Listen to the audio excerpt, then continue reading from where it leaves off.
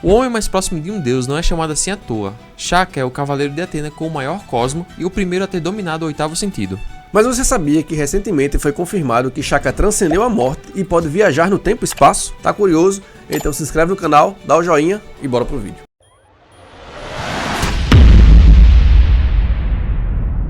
Fala galera, beleza? Eu sou o Isaac Paiva, Davidson Guarines, e hoje vamos falar tudo sobre o cavaleiro que tem o poder que mais se aproxima de um deus. E isso não somos nós que estamos dizendo, existem inúmeras citações no mangá que comprovam essa afirmação. Mas antes de chegarmos nessa parte, vamos falar de sua origem.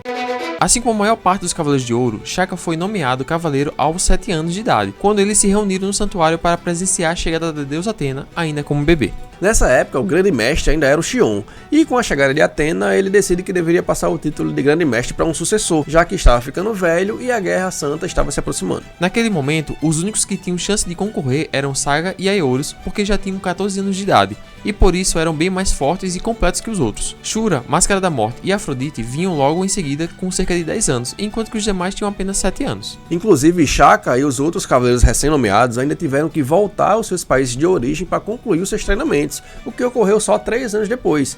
Então o motivo da disputa ter ficado restrita ali a Aeolus e Saga foi apenas a grande diferença de idade entre eles. Lenda de Virgem.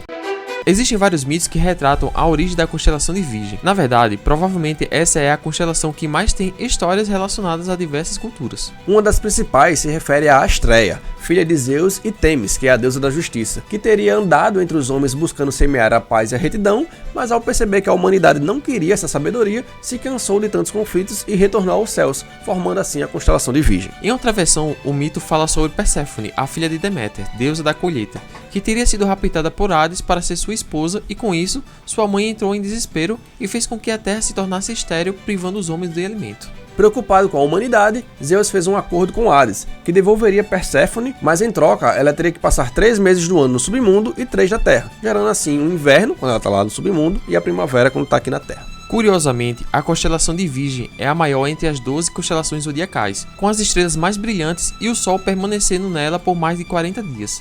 Seria por isso que Shaka tem o maior cosmo.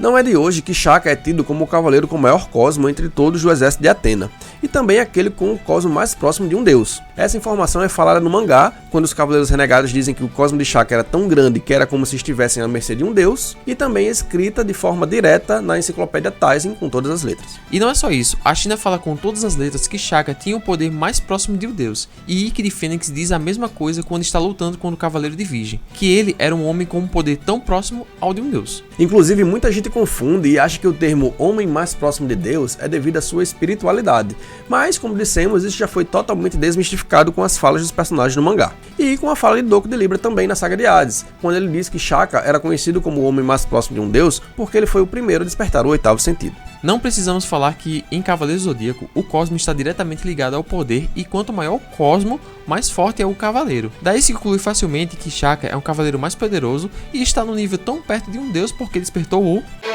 Araya-Shiki.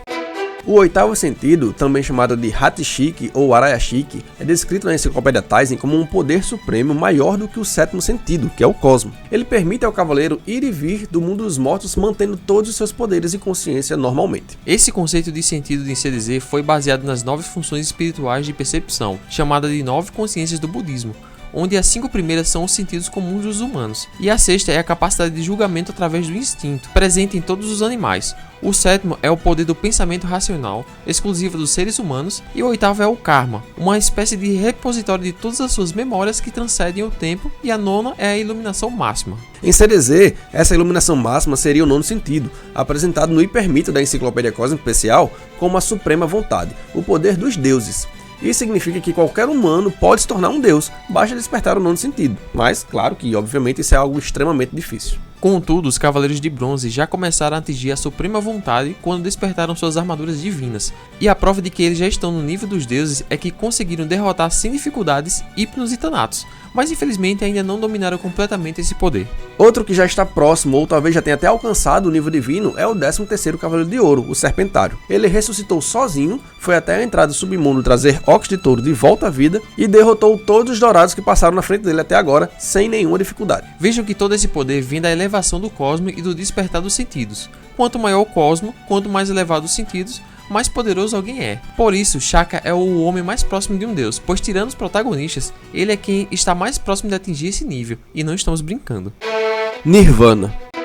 Em Next Dimension, fomos apresentados ao Shijima, que é o Cavaleiro de Virgem da Guerra Santa anterior. Em certo momento, o Shun estava com dificuldades em enfrentá-lo, então a projeção astral do Shaka aparece lá para ajudar. O Virginiano explica que estava no Nirvana, pois sua projeção astral voltou no tempo para lutar contra Shijima, que também tem um poder assustador e ajuda o Shun porque ele será o seu sucessor como Cavaleiro de Virgem. Acontece que Nirvana, nas religiões indianas, é nada menos do que o grau de iluminação máxima, um estado permanente de santidade, felicidade e conhecimento, que é alcançado justamente através da nona consciência, ou nono sentido em CDZ. Então, se Shaka estava no Nirvana, ele superou completamente não só a morte, mas como também o espaço-tempo. Por isso, conseguiu ir até a Guerra Santa anterior, usar o Tesouro do Céu e fazer seu adversário reconhecer que Shaka é o Cavaleiro de Virgem mais poderoso de todas as gerações, palavra do próprio antecessor. Isso também pode significar que Shaka é imortal.